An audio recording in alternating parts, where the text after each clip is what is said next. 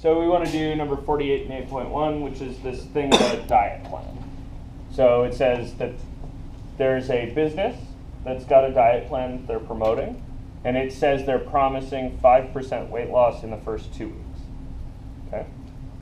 They have some customers, 5 of them, sign up for this weight loss program, and here they are. Wait, what do I mean, here they are? What does 140 rep? The weight. Yeah, that's the weight of a customer at the beginning, right? Okay, and so I'm supposed to express the promise as a function with function notation. Then in part B, I'm supposed to express the 5 customers' outcomes with a mapping diagram. Part C is a table of the same thing. And part D is ordered pairs of the same thing. Cool. B, C, and D here are going to feel really, really similar. Part A is going to be a little bit funky. Maybe let's do B first. That feels like it's probably easiest to attack. So A, I don't know, I'm a little bit lost with function notation. How about B?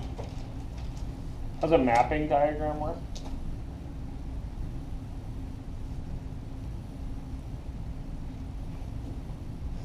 Okay. How about if I thought about part A maybe? I've got a function, right? What's a good name for my function? What's my function do? Weight loss. Yeah, it's weight loss, right? Okay, so I might call my function, I don't know, D for diet, right?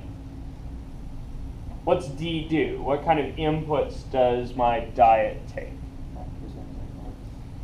Okay, so the outcome is a 5% weight loss, right? So the input is a weight, and the output should be a less weight. Yeah, a smaller weight, right? A new weight. So this takes a weight, right? And outputs a smaller weight, a new weight, right? You guys see that? Okay, so I could probably phrase this as D, right? What's D take?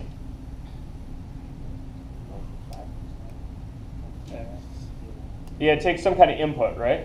What do you want to call your weight input? Do you want to call it X or? Yeah, W seems like it maybe makes sense. So I'd phrase that as D of W is D times 0.95. close, not D. D's the rules name. W. So we take 0.95 times W. That's our output, right? You start the plan at W, you end the plan at 95% of W, right? You guys see that? Why would it be 95%? So it's 5% weight loss, right? So if you lose 5%, you have how much remaining? 95. 95% remaining. Wow. You guys see that? So I've rigged this so the output is a new weight, right? We could have rigged a different function that reps more or less the same thing. That was the amount of weight loss, right? We might have called that L of W, right? And L of W would be, the loss, and that would be 0.05 of W. You guys see that? Those are representing similar but slightly different outcomes. You guys see that? This one tells me how much people lose. This one tells me how much they weigh after the diet. Cool? Reading the problem, what's the book asking for? Are they asking for how much they weigh after the diet or how much weight they lose? The weight of the people afterwards. Yeah, so I think they're asking for this one personally. You guys see that? Reading this way is not necessarily wrong, right? Some of these are open to a little bit of interpretation. If you wrote this one down, I'm not going to be really mad at you. Cool. All right, how do we represent this thing as a mapping diagram? I said we were going to start with that, but we ended up starting with part A anyway. Okay, how's a mapping diagram work? Yeah, there's kind of a domain.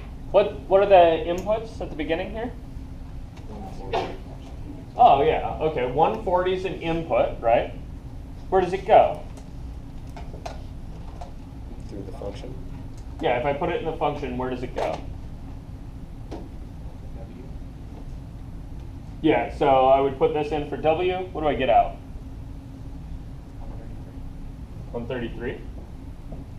If that's actually what they lost. Ah, so this is what I've promised them, Yes. right? So this D function doesn't tell you how much they actually weigh after 2 weeks. It tells you how much I promised they would weigh after 2 weeks, or how much the diet plan promised they would weigh. You see that? Okay, how about 160? Where's that one go? Same place. Same place? With the W. Oh, okay, so I put it in for W, right? What do I get out?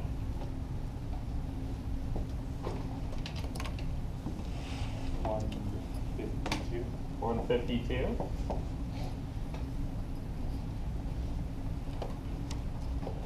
Okay.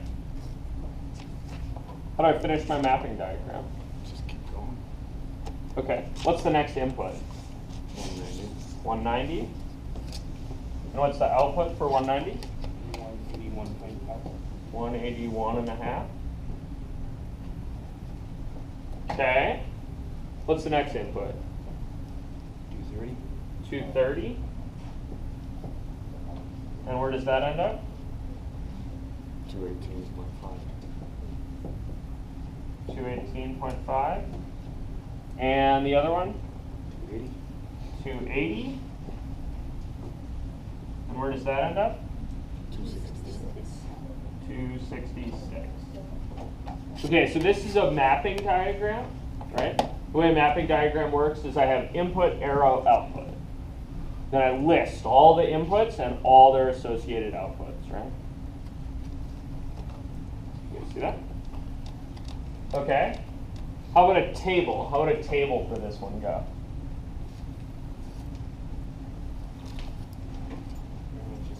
The input over the output. Yeah, it's pretty much the Basically, same, so- right? So I go like this. And what do I put on the left? X. X? Well, on the very top, like X. Really? W. W. I mean, W. Why is it W, not X? Well, that's Because we're the trying to measure variable weight. where you- Yeah, because I named it that, right? Yeah. You see it? That was a choice we made, though. We certainly could have called this f of x instead of d of w. Okay? So I've got w, and what's the other side? D of W. D of W. Yeah, that's the output, right? D of w. So now what?